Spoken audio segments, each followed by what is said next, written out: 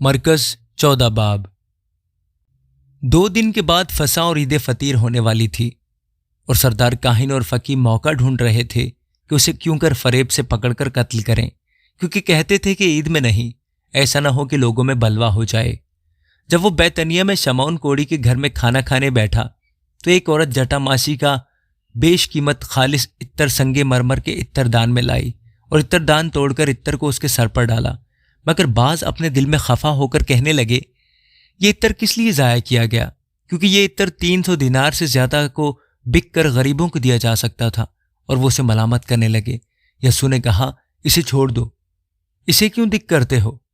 اس نے میرے ساتھ بھلائی کی ہے، کیونکہ غریب غربا تو ہمیشہ تمہارے پاس ہیں، جب چاہو ان کے ساتھ نیکی کر سکتے ہو، لیکن میں تمہارے پاس ہمیشہ نہ رہوں گا۔ جو کچھ وہ کر سکی اس نے کیا، اس نے دفن کے لیے میرے بدن پر پہلے ہی سے عطر ملا۔ میں تم سے سچ کہتا ہوں کہ تمام دنیا میں جہاں کہیں انجیل کی منادی کی جائے گی، یہ بھی جو اس نے کیا اس کی یادگاری میں بیان کیا جائے گا۔ پھر یہودا اسکریوتی جو ان 12 میں سے تھا سردار کاہنوں کے پاس چلا گیا تاکہ اسے ان کے حوالہ کر دے۔ وہ یہ سن کر خوش ہوئے اور اس کو روپے دینے کا اقرار کیا، اور وہ موقع ڈھونڈنے لگا کہ کسی طرح قابو پا کر اسے پکڑوا دے۔ عید فطیر کے پہلے دن یعنی جس روز فسح کو ذبح کیا کرتے تھے، اس کے شاگردوں نے اس سے کہا تو کہاں چاہتا ہے کہ ہم جا کر تیرے لیے فسح کھانے کی تیاری کریں؟ اس نے اپنے شاگردوں میں سے 2 کو بھیجا اور ان سے کہا شہر میں جاؤ، ایک شخص پانی کا گھڑا لیے ہوئے تمہیں ملے گا، اس کے پیچھے ہو لینا، اور جہاں وہ داخل ہو اس گھر کے مالک سے کہنا استاد کہتا ہے کہ میرا مہمان خانہ جہاں میں اپنے شاگردوں کے ساتھ فسح کھاؤں گا کہاں ہے؟ وہ آپ تم کو ایک بڑا بالاخانہ راستہ اور تیار دکھائے گا، وہیں ہمارے لیے تیاری کرنا۔ پس شاگرد چلے گئے اور شہر میں آ کر جیسا اس نے ان سے کہا تھا ویسا ہی پایا اور فسح کو تیار کیا۔ جب شام ہوئی تو وہ ان 12 کے ساتھ آیا، اور جب وہ بیٹھے کھا رہے تھے تو یسوع نے کہا میں تم سے سچ کہتا ہوں کہ تم میں سے ایک جو میرے ساتھ کھاتا ہے مجھے پکڑوائے گا۔ وہ دلگیر ہونے اور ایک ایک کر کے اس سے کہنے لگے کیا میں ہوں؟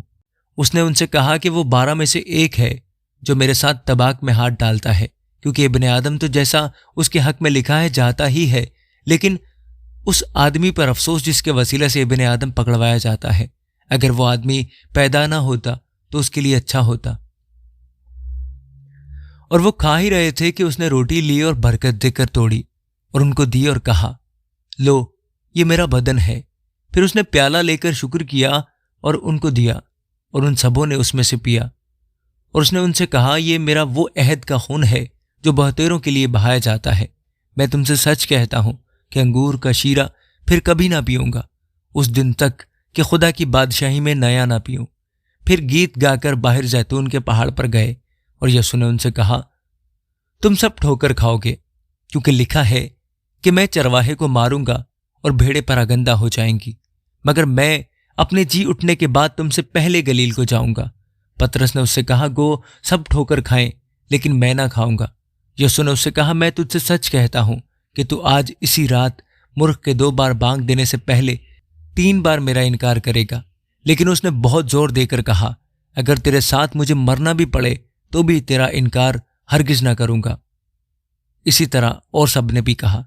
پھر وہ ایک جگہ آئے جس کا نام گتسمنی تھا، اور اس نے اپنے شاگردوں سے کہا یہاں بیٹھے رہو جب تک میں دعا کروں، اور پترس اور یعقوب اور یوحنا کو اپنے ساتھ لے کر نہایت حیران اور بے قرار ہونے لگا، اور ان سے کہا میری جان نہایت غمگین ہے یہاں تک کہ مرنے کی نوبت پہنچ گئی ہے، تم یہاں ٹھہرو اور جاگتے رہو۔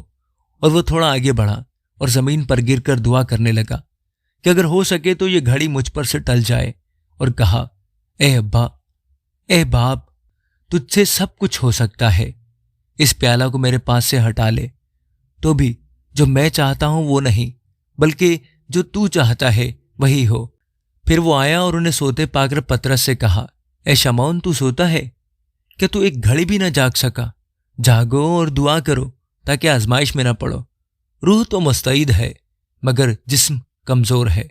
وہ پھر چلا گیا اور وہی بات کہہ کر دعا کی، اور پھر آ کر انہیں سوتے پایا، کیونکہ ان کی آنکھیں نیند سے بھری تھیں اور وہ نہ جانتے تھے کہ اسے کیا جواب دیں۔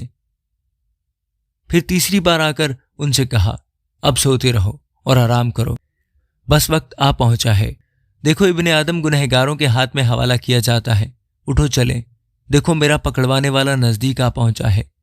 وہ یہ کہہ ہی رہا تھا کہ فلفور یہودا جو ان 12 میں سے تھا اور اس کے ساتھ ایک بڑی بھیڑ اور لاٹھیاں لیے ہوئے سردار کاہنوں اور فقیہوں اور بزرگوں کی طرف سے آ پہنچی، اور اس کے پکڑوانے والے نے انہیں یہ نشان دیا تھا کہ جس کا میں بوسہ لوں وہی ہے، اسے پکڑ کر حفاظت سے لے جانا۔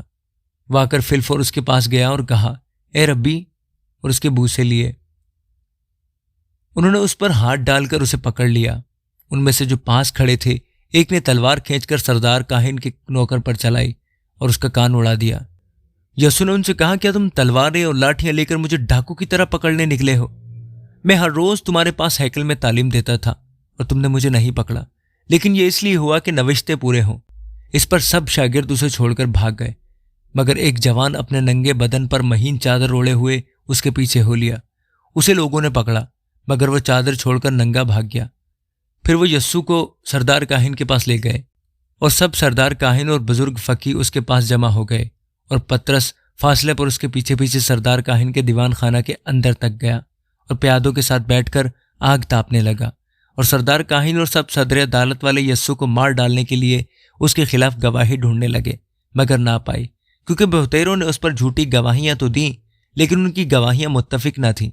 پھر بعض نے اٹھ کر اس پر یہ جھوٹی گواہی دی کہ ہم نے اسے یہ کہتے سنا ہے کہ میں اس مقدس کو جو ہاتھ سے بنا ہے ڈھاؤں گا اور 3 دن میں دوسرا بناؤں گا جو ہاتھ سے نہ بنا ہو، لیکن اس پر بھی ان کی گواہی متفق نہ نکلی۔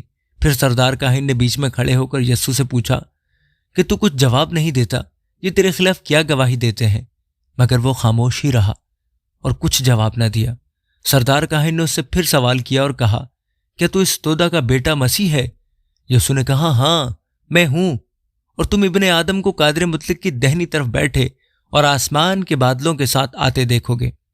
سردار کاہن نے اپنے کپڑے پھاڑ کر کہا، اب ہمیں گواہوں کی کیا حاجت رہی؟ تم نے یہ کفر سنا، تمہاری کیا رائے ہے؟ ان سب نے فتویٰ دیا کہ وہ قتل کے لائق ہے۔ تب بعض اس پر تھوکنے اور اس کا منہ ڈھانپنے اور اس کے مکے مارنے اور اس سے کہنے لگے، نبوت کی باتیں سنا، اور پیادوں نے اسے تماچے مار مار کر اپنے قبضہ میں لیا۔ جب پترس نیچے صحن میں تھا تو سردار کاہن کی لونڈیوں میں سے ایک آئی اور پترس کو آگ تاپتے دیکھ کر اس پر نظر کی اور کہنے لگی، تو بھی اس ناصری یسوع کے ساتھ تھا۔ اس نے انکار کیا اور کہا، میں تو نہ جانتا اور نہ سمجھتا ہوں کہ تو کیا کہتی ہے۔ پھر وہ باہر ڈیوڑی میں گیا اور مرغ نے بانگ دی۔ وہ لونڈی اسے دیکھ کر ان سے جو پاس کھڑے تھے پھر کہنے لگی، یہ ان میں سے ہے، مگر اس نے پھر انکار کیا۔ اور تھوڑی دیر بعد انہوں نے جو پاس کھڑے تھے پترس سے پھر کہا، بے شک تو ان میں سے ہے، کیونکہ تو گلیلی بھی ہے۔ مگر وہ لعنت کرنے اور قسم کھانے لگا کہ میں اس آدمی کو جس کا تم ذکر کرتے ہو نہیں جانتا۔ اور فلفور مرغ نے دوسری بار بانگ دی۔ پترس کو وہ بات جو یسوع نے اس سے کہی تھی یاد آئی کہ مرغ کے 2 بار بانگ دینے سے پہلے تو 3 بار میرا انکار کرے گا، اور اس پر غور کر کے وہ رو پڑا۔ آمین۔